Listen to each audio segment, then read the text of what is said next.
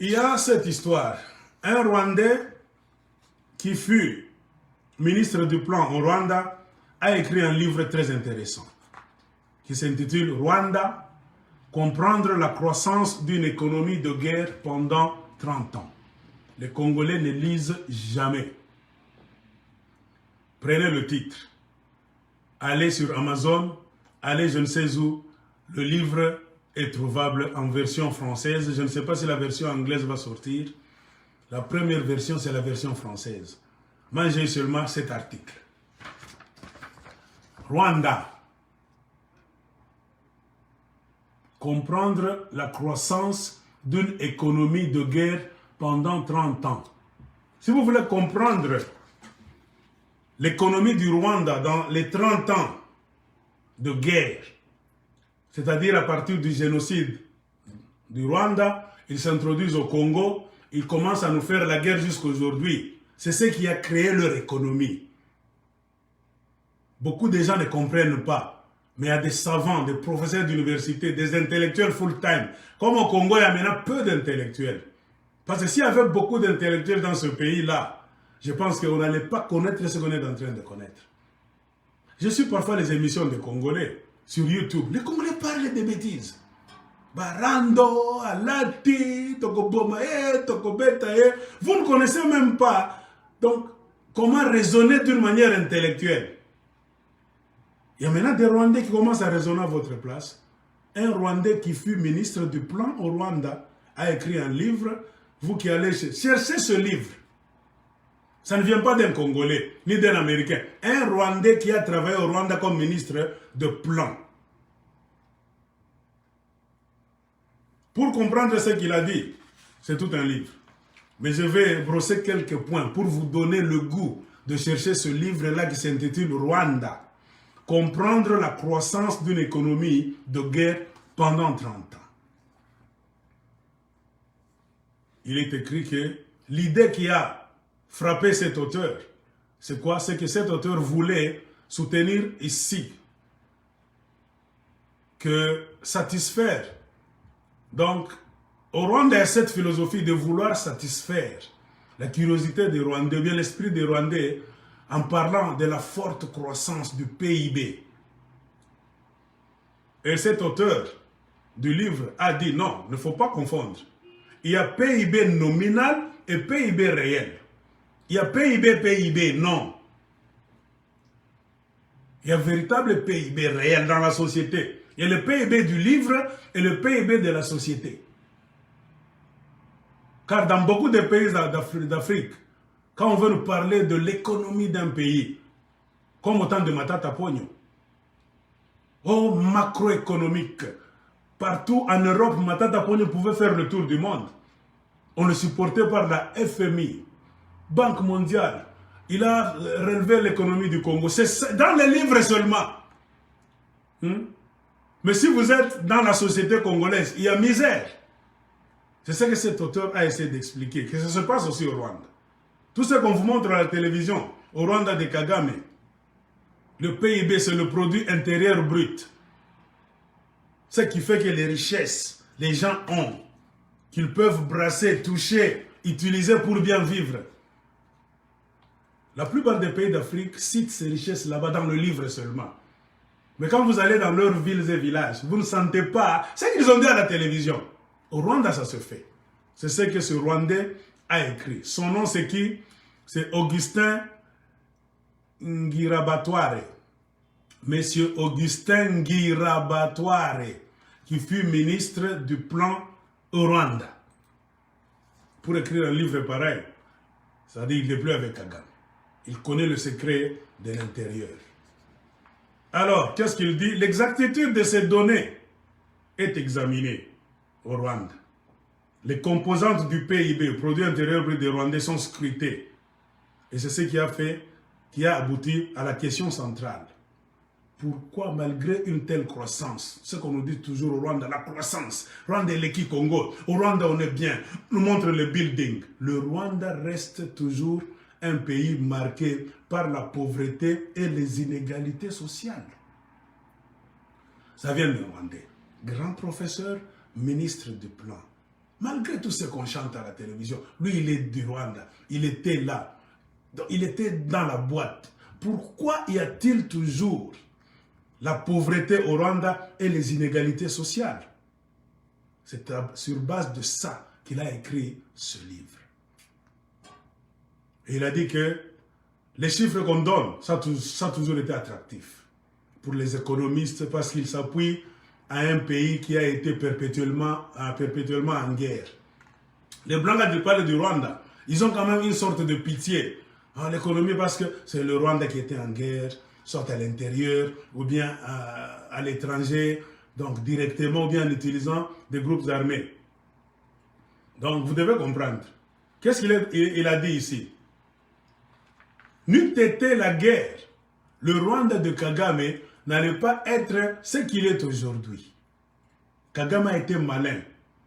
Je vous ai dit ça dans ma vidéo passée. Kagame a compris que le Rwanda c'est un pays pauvre sur le plan matériel, le plan des richesses et minérales.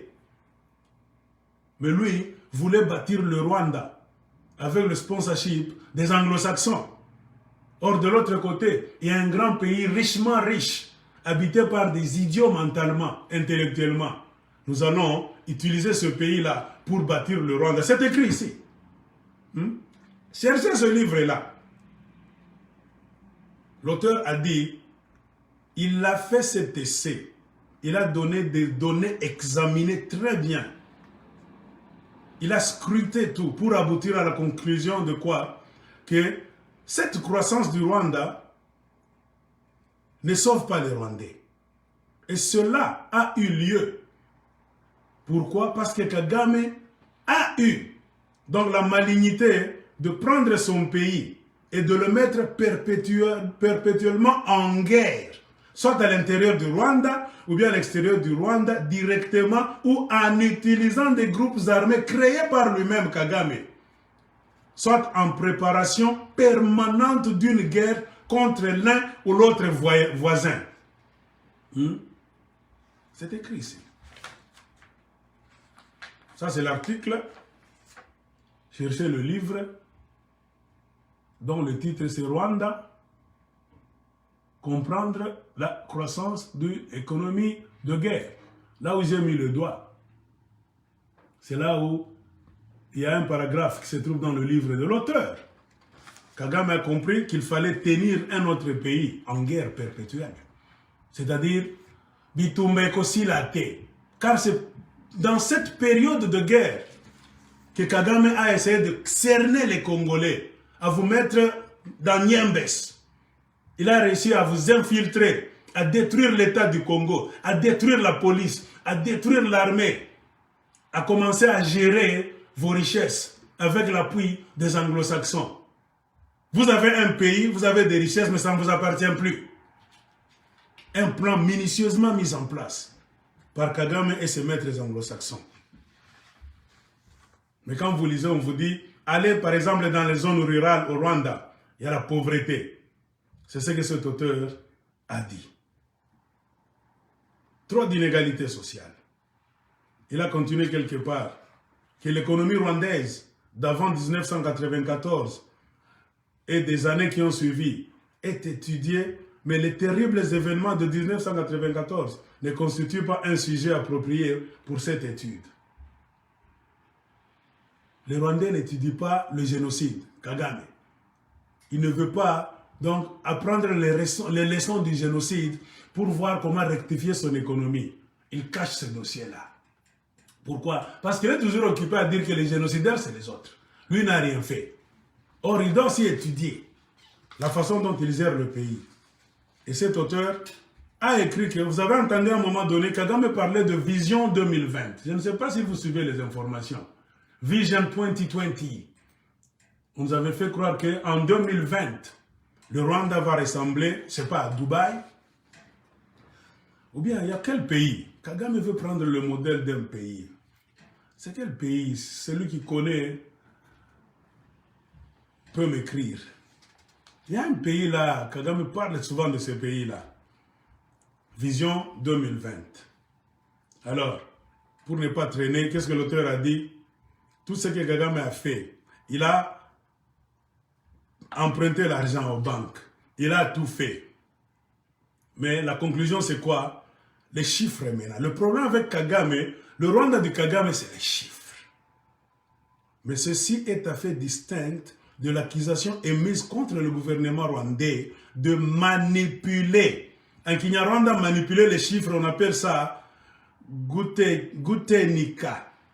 Donc les Rwandais sont en train de Gutenika les chiffres. Il a écrit dans leur langue ici. Au Rwanda, Kagame a la culture de manipuler les données économiques relatives à la réduction de la pauvreté. C'est-à-dire, pour faire croire au monde que la pauvreté est en train de diminuer au Rwanda, c'est faux. Pourquoi? Kagame est toujours en train de Gutenika, c'est-à-dire de truquer, de manipuler les chiffres. Et cet auteur a dit aussi, si vous voulez comprendre bien cette histoire, renseignez-vous et lisez souvent les livres de son conseiller économique, un conseiller économique de longue date, qui a travaillé en collaboration avec l'Oxford Policy Management, les Anglais. Même les Anglais qui ont aidé Kagame, tous sont d'accord que Kagame a un quota. Donc, lisez les livres de David Himbara. Je vous ai toujours parlé de ce monsieur-là, David Himbara. Il était conseiller particulier de Kagame pendant 9 ans. Conseiller surtout en matière économique. Le monsieur-là connaît toute la véritable économie du Rwanda, pas la fausse économie qu'on nous montre à la télévision. Lisez ces livres, vous allez voir. Il a même écrit un livre, Le Rwanda de Kagame et l'économie mort-née. C'est-à-dire tout ce que Kagame a fait comme plan, rien n'a réussi au Rwanda. Si ça avait réussi, Kagame n'allait plus continuer à venir au Congo. Il vient au Congo faire quoi? C'est pour voler. Si le Rwanda, tout ce qu'on nous dit, c'est-à-dire au Rwanda, il y a ceci, il y a cela, si ça suffisait pour donner du bonheur à Kagame au Rwandais, Kagame n'allait plus revenir au Congo. Kagame a toujours et ne cessera jamais de revenir au Congo avec Museveni, parce qu'ils ont compris que de l'autre côté, il y a les politiciens Zoba. Moi, je ne cesse de le dire. Tout ce qu'on vous fabrique comme M23, ADF Nalu, c'est eux, c'est Museveni qui crée les ADF Nalu, c'est Kagame qui est le père géniteur de M23. Même les histoires de Banyamulenge. L'histoire de Banyamulenge, là, c'est un mensonge ethnique. Ils ont créé ça avec les Anglais. L'ONU est silencieux. Les Banyamulenge, là, ils savent très bien que ce sont des Rwandais. C'est dans leur culture. Mentir. Tout en sourcillant pas. Un Rwandais peut te mentir sans même cligner de l'œil. C'est dans leur culture. Alors, Congolais, vous devez vous lever. Il y a encore quoi? Parmi les pays africains de l'Afrique subsaharienne qui demandent des aides pour survivre, pour réussir à mettre certains de leurs projets en marche. On nous dit, parmi les 49 pays dans le monde, donc ces pays-là reçoivent 13% de leur PIB des aides qui viennent de l'extérieur.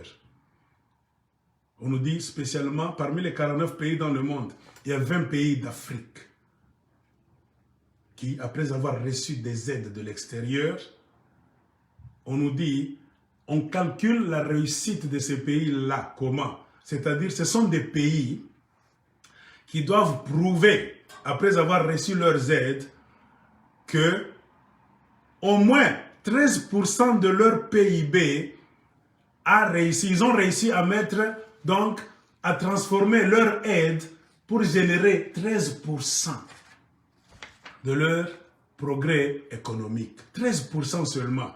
Mais le Rwanda n'a jamais fait 13%. Le jour où le Rwanda a réussi à faire quelque chose, c'était 11,2% entre 2003 et 2005. C'est-à-dire quoi? Ils sont pauvres, pays à Mignato. Qu'est-ce qu'il a encore écrit? La politique économique du Rwanda consistant à accorder d'importants volumes d'exonération fiscale aux entreprises appartenant au FPR ou à ses partenaires est un défi majeur pour l'économie rwandaise. Exonération, c'est-à-dire quoi? On diminue les impôts. Au lieu de payer par exemple 10%, on dit ta société, selon le gouvernement, le président, le comité, je ne sais pas, économique du pays peut décider que la société telle, au lieu de payer 10%, vous allez commencer à payer 5% des impôts ou bien 4%. C'est ce qu'on appelle l'exonération. On diminue vos impôts pour des raisons que le gouvernement lui-même connaît. Mais il se fait qu'au Rwanda, la plupart des sociétés qui travaillent, qui se font beaucoup d'argent, mais qui jouissent de l'exonération, c'est quel genre de sociétés? Ce sont des sociétés appartenant au FPR, qui est le Front Patriotique Rwandais, le parti politique de Paul Kagame. Lui, Kagame, a réussi de mettre en place toute une série de sociétés au Rwanda qui appartiennent au parti politique. C'est pour cela, Congolais, vous devez savoir que Kagame dirige le Rwanda comme une entreprise. Le FPR, ce n'est pas un parti politique simple, non. C'est une société. C'est expliqué par le monsieur. Cherchez le livre de ce monsieur, je reprends encore, qui s'appelle Augustin Ngirabatware. Il fut ministre des Plans au Rwanda. Le titre du livre, c'est Rwanda, comprendre la croissance d'une économie de guerre pendant 30 ans. Donc, les sociétés de Kagame, eux, se font de l'argent, ils payent moins ou pas de taxes. Il a encore écrit quelque chose qui m'a intéressé, c'est où? Il a dit le statut de Crystal Ventures. Crystal Ventures, c'est quoi? C'est une société que Kagame a réussi à créer au Rwanda. C'est la société des sociétés. C'est la société qui regarde toute société qui vient travailler au Rwanda. Tu dois passer à la présidence, ministère, je ne sais pas, de l'emploi. On doit t'incorporer. Il faut accepter que ta société que tu amènes au Rwanda soit contrôlée par Crystal Venture, qui est la société du FPR, avec Kagame à la tête. Alors on nous dit, le statut de cette société là-bas, Crystal Venture, classée comme entreprise du secteur privé. On appelle cette entreprise de Kagame et consorts Crystal Venture comme si c'est une société du secteur privé, alors qu'il s'agit d'un conglomérat d'entreprises appartenant dans sa totalité au FPR, Front Patriotique Rwandais. Et ceci est un grand problème.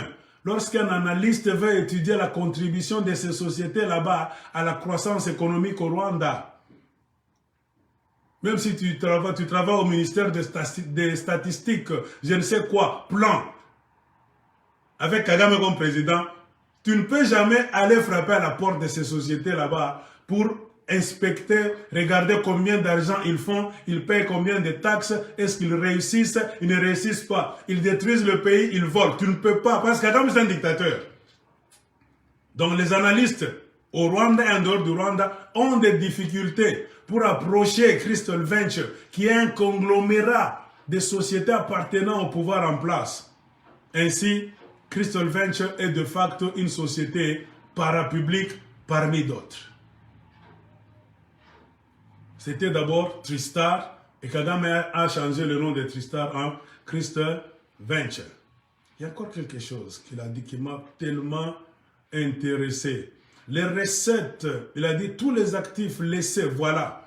Quand il y a eu la guerre au Rwanda, le génocide, beaucoup de Rwandais ont fui le Rwanda, c'est-à-dire Tutsi ou bien Hutu, qui ont vu que non, il y a l'enfer là-bas, je ne peux plus rester là-bas. Ils ont laissé de leur maison, ils ont laissé même leur ferme, les autres ont laissé même des sociétés qu'ils géraient au temps d'Abiyarimana. Qu'est-ce qui est arrivé? Le FPR est arrivé et s'est accaparé de tous les actifs laissés par ces sociétés-là. Essentiellement, les gens qui ont fui pour devenir réfugiés dans d'autres pays. Et les recettes collectées par l'accaparement ou bien la vente de ces sociétés du temps d'Abiyarimana ont constitué l'apport en capital de nouvelles entreprises. Comment est-ce que Kagame a commencé à avoir l'argent d'abord? Avant d'entrer voler au Congo, Kagame a vendu les maisons, les fermes et les entreprises qui appartenaient à l'État rwandais. L'État d'abord, au temps d'Habyarimana, et au privé rwandais, au temps d'Habyarimana. Kagame a tout vendu avec ces gens de FPR. C'est là où ils ont eu leur capital. Pour commencer les affaires maintenant. C'est-à-dire, ils se sont accaparés de ces histoires-là. Et l'idée derrière la vente de ces histoires-là, c'était quoi? Effacer les traces. C'est-à-dire, dans la tête de Kagame, si vous lisez beaucoup de livres, Kagame ne songe jamais que les Hutus reviendront au Rwanda pour retrouver soit leur village, leur ferme, leur quartier là où ils étaient. Kagame a recensé toutes les maisons qui appartenaient aux Hutus. Même les Hutus qui ont des problèmes de génocide, même les innocents qui n'ont pas eu de problème. Il a enregistré toutes ces maisons et il a fait de son mieux pour les donner aux membres militaires de son parti politique ou bien les transformer. Il a détruit cette société, un village, pour faire quelque chose d'autre. C'est-à-dire, tu peux rentrer au Rwanda aujourd'hui en tant que tout bien Hutu rwandais. Tu vas trouver ta terre, ça ne ressemble plus à ce que tu avais laissé. Il y a un autre nom, on a déjà donné ce quartier là-bas, c'est devenu une école, parfois c'est devenu un mall là-bas, supermarché. C'est comme ça que Kagame est en train de fermer la porte au nez des Hutus surtout, pour transformer le Rwanda et les laisser dehors. Même s'ils revenaient au Rwanda aujourd'hui, ils vont réclamer quoi? Leur quartier entièrement rasé, leurs biens vendus, achetés, détruits, transformés. Comprenez comment Kagame travaille. Et on a dit, tous ceux qui sont sur la liste au Rwanda, des gens qu'on appelle les rescapés du génocide, qui pour la plupart, si pas tous, sont des Tutsis, ils reçoivent des indemnités. Est-ce que vous le saviez? Moi, je ne le savais pas. C'est ce monsieur qui m'a ouvert les yeux. On leur paie l'argent. Si vous entendez quelqu'un au Rwanda dire que je suis rescapé du génocide, c'est-à-dire on a tué mes parents, ma famille, moi je suis resté. La personne qui dit ça, chaque mois, on paie l'argent de l'État à cette personne-là. Et le total qu'on paie à toutes ces personnes là-bas, ça fait 5% des dépenses publiques. Total, pendant près de 3 décennies. Donc on va commencer à payer à ces gens-là pendant 30 ans en plus. C'est déjà écrit. Kagame va payer à ses frères et sœurs Tutsis l'argent gratuit comme ça pendant 30 ans. Comprenez pourquoi les Tutsis ont l'argent en Rwanda. Ils ne font rien. Chaque mois, ils touchent l'argent au nom du génocide. Dans la vérité, tout comme dans le mensonge, ils bénéficient. Je ne dis pas que c'est le mensonge chez tous, non. Il y a d'autres là-bas qui ne sont même pas victimes, tout ça. C'est le système. C'est comme quoi il a décidé de créer une injustice nationale pour privilégier les pauvres Tutsis. Il leur donne l'argent pour avoir fait quoi? Au nom du génocide seulement. Et les Hutus n'ont rien. C'est ce que ce monsieur a écrit quand il a conclu à la fin de cet article que quand vous regardez tout ça, on constate que ce choix budgétaire du FPR est un investissement en capital humain. Pourquoi? 60% des fonds vont à l'éducation. Kagame aussi a pris les fonds destinés aux gens qui étaient victimes du génocide. Quand il leur donne 5% dans la main, 5% du budget national, les Tutsis reçoivent ça. Tous ceux qui sont supposés recevoir ça. Mais le total de 60% de ce fonds-là, ça va à l'éducation. Quelle éducation? Une éducation hautement discriminatoire, qui ne se justifie ni économiquement, ni socialement, et va dans le sens inverse de la réconciliation nationale.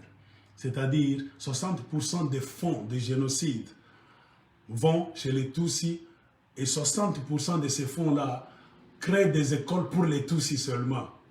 C'est pour cela que vous voyez les Hutus dans des villages là-bas en train de sortir la morve. Leurs enfants dorment par terre en train de souffrir là-bas. On ne veut même pas les montrer à la télévision. Quand ils commencent à parler maintenant, ils ont faim. On les attrape pour aller les mettre sur une île là-bas. C'est pas, quelle île là-bas, c'est pas île du je ne sais quoi. Il y a une île là pour les cacher. Et quand vous allez dans des prisons, dans des centres là-bas des fous, dans des centres là-bas où on cache les prostituées, soi-disant les pauvres, les mendiants, les sorciers au Rwanda, vous allez rencontrer c'est plein de Hutus. C'est pour cela que nous vous disons que le Rwanda, c'est une prison à ciel ouvert pour la race Hutu. C'est connu dans le monde entier. Mais comme Kagame reçoit la bénédiction des anglo-saxons, on ne veut pas en parler. Mais c'est rester dans les notes. Le blanc qui t'utilise aujourd'hui va cacher l'information. Quand il n'aura plus besoin de toi, c'est-à-dire quand il va te sucer et te presser comme du citron, tu tombes, il va commencer maintenant à écrire des histoires catastrophiques que tu faisais pendant le temps qu'il te supportait.